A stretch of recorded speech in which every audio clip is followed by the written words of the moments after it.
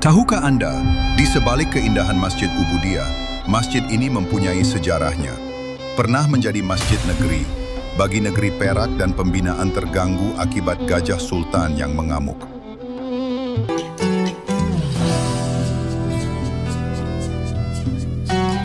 Mo, cantik penuh kasan ni. Mika dah lah. Kuala Kangsar ni dulu pernah jadi ibu negara tanah Melayu. Hambiak betul Hussein. Kuala Kangsar aja kot. KL tu ialah. Oh, sebab tu ada Istana Iskandaria, Masjid Ubudiyah, semua dekat situ ya. Betul. Sebab itulah disebut sebagai Bandar Diraja. Kat sanalah ditubuhkan MCKK, tempat anak-anak raja dan bangsawan belajar. Besar betul Masjid Ubudiyah ni ya. Banyak benur gajuh berterabur.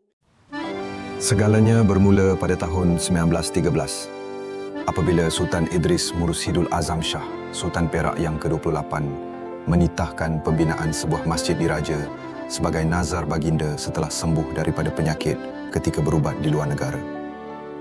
Masjid ini bakal menjadi mercu tanda keimanan dan simbol kekuatan rohani umat Islam di negeri Perak. Reka bentuk masjid ini diilhamkan oleh seorang arkitek British berbangsa Muslim, Arthur Benison Hubbard, orang yang sama di sebalik pembinaan stesen kereta api Kuala Lumpur dan Masjid Jami'. Dengan gabungan elemen Mughal dan kolonial Islamik, Masjid Ubudiyah menampilkan sebuah kubah emas yang megah dan menara-menara putih yang menjulang langit.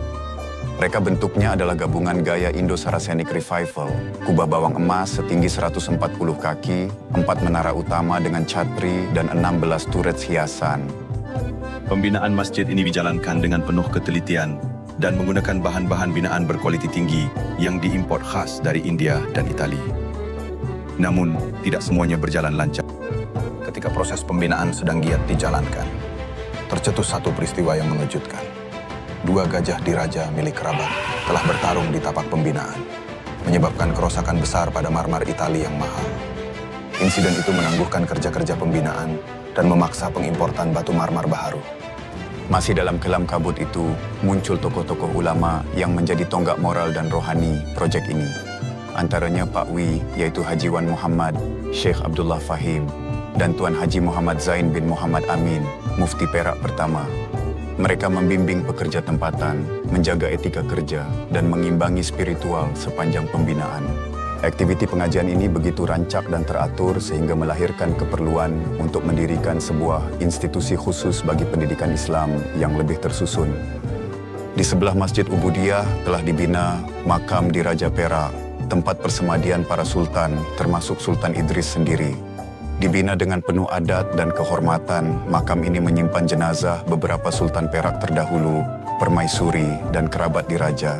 Pada lewat tahun 1917, setelah menelan kos lebih Rp200.000 ketika itu, kira-kira $224.000 Straits, Masjid Ubudiyah siap sepenuhnya. Pembukaan rasmi masjid ini dilakukan oleh Sultan Abdul Jalil Karamatullah Shah, pewaris baginda, menjadikan masjid ini juga pernah berperanan sebagai Masjid Negeri Perak sebelum peranan itu diserahkan ke Ipoh. Akhirnya pada tahun 1917, 4 tahun selepas pemulaan pembinaannya, Masjid Ubudiyah siap sepenuhnya. Malangnya, Sultan Idris tidak sempat melihat masjid ini berdiri megah kerana baginda mangkat sebelum pembinaannya selesai.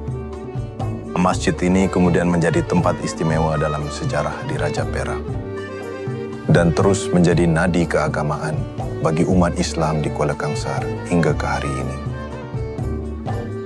Masjid Ubudiyah bukan hanya binaan batu dan marmer. Ia adalah warisan. Ia adalah doa yang dizahirkan dalam bentuk seni.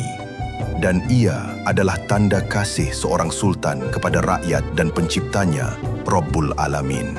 Ubudiyah berarti penghambaan paling telus lagi abadi dari seorang hamba, iaitu martabat nafsu paling bersih lagi suci.